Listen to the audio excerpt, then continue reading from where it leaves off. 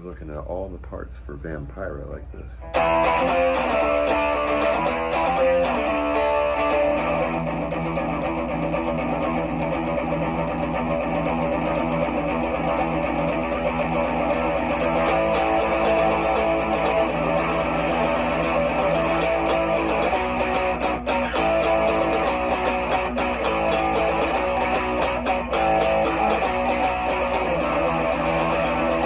Okay, that part repeats a few times, and then it goes like this at the very end.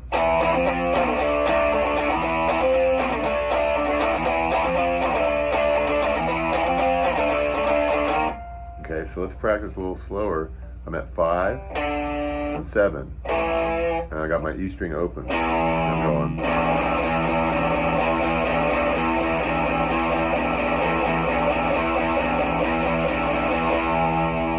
A5 power chord.